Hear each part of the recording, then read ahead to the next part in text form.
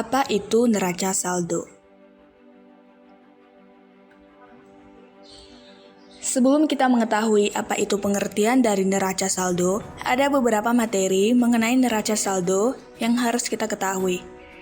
Ini adalah beberapa materi yang akan kita bahas mengenai neraca saldo. Yang pertama ada pengertian neraca saldo, manfaat neraca saldo, tujuan dan fungsi neraca saldo, dan yang terakhir adalah contoh neraca saldo.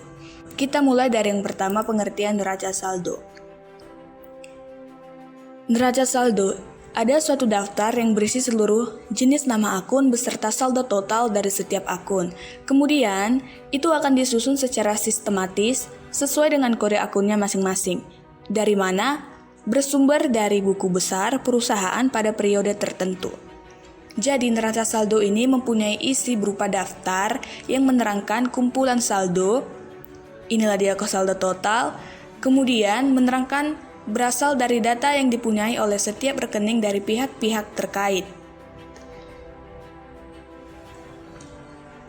Jadi, neraca saldo ini adalah suatu daftar yang berisi kumpulan seluruh jenis nama akun beserta total saldonya yang dibuat dan diurutkan secara sistematis.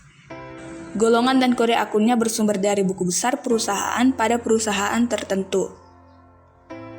Ringkasnya, neraca saldo ini disusun setelah penyusunan besar. Akun dalam neraca saldo harus dibuat secara sistematis atau sesuai dengan kode akun, gak boleh diacak.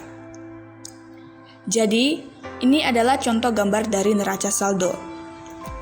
Format atau bentuk neraca saldo yang sederhana itu ada memiliki 4 kolom. Jadi, di antaranya ada kolom kode atau nomor akun. Dalam nama akun itu ada keterangan. Kemudian ada kolom debit dan kredit. Mari kita pelajari keterangan dari format bentuk neraca saldo ini. Jadi, di sini ada 4 kolom yang sudah tadi dijelaskan. Nah, ini dia kode nomor akun. Kode nomor akun ini berisi berbagai kode akun dari setiap akun yang terdapat dalam buku besar perusahaan. Nomor kode akun harus ditulis secara sistematis, secara urut, mulai dari kode yang 1 menunjukkan kode akun harta sampai kode keempat menunjukkan kode akun beban. Kemudian, nama akun ataupun keterangan. Nah, di sini itu berisi berbagai nama akun yang tercantum dalam buku besar perusahaan. Penulisan dalam neraca saldo diurutkan dari golongan akun harta, hutang, modal, akun pendapatan, dan yang terakhir adalah akun beban. Yang ketiga ini ada kolom debit.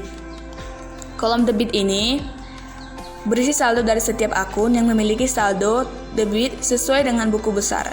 Dan yang terakhir adalah kolom kredit. Kolom kredit ini berisi saldo dari setiap akun yang memiliki saldo total kredit sesuai yang ada di dalam buku besar. Kita lanjut. Manfaat dari neraca saldo. Ini adalah manfaat dari penyusunan neraca saldo bagi suatu perusahaan. Yang pertama, dapat memudahkan melakukan pengecekan terhadap kebenaran buku besar yang telah dibuat. Artinya, ketika jurnal buku besar dibuat dengan benar sebagai dasar penyusunan neraca saldo, maka jumlah total angka, kolom debit dan kredit di neraca saldo akan menunjukkan jumlah saldo yang balance atau sama. Jadi, neraca saldo dapat dianggap benar. Intinya, angka kolom dan debit dan kredit itu harus menunjukkan jumlah saldo yang sama. Jadi, saldonya dapat dianggap dengan benar. Yang kedua, penyusunan neraca saldo bermanfaat sebagai sumber pembuatan kertas kerja dan sebagai dasar penyusunan laporan keuangan perusahaan. Tujuan dan fungsi neraca saldo.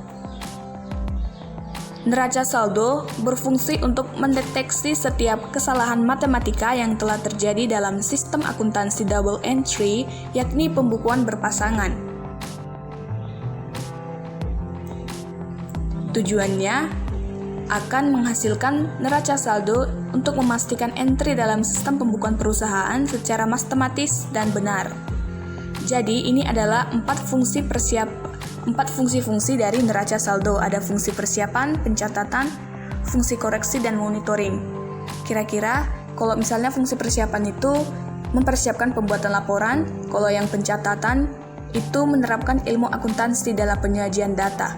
Kalau fungsi koreksi sebagai bahan evaluasi dan fungsi monitoring itu berisi tentang ringkasan data pada setiap akun dan juga dapat berfungsi sebagai monitoring keuangan dalam perusahaan. Kita akan membahas contoh soal dan pembahasan dari neraca saldo. Ini adalah materi yang terakhir. Jadi di sini adalah contoh soal 1, neraca saldo di PT atau Perseroan Terbatas Bintang pada tanggal 31 Desember 2013.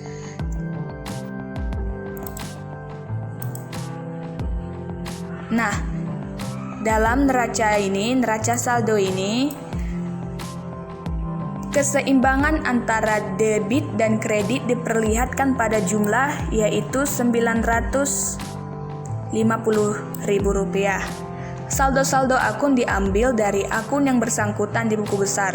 Misalnya, saldo debit akun kas dan neraca saldo sebesar Rp543.000. Ini merupakan saldo akun tersebut di buku besar. Sudah selesai materi yang sudah saya jelaskan. Jika ada tutur kata saya yang salah, saya mohon maaf. Terima kasih.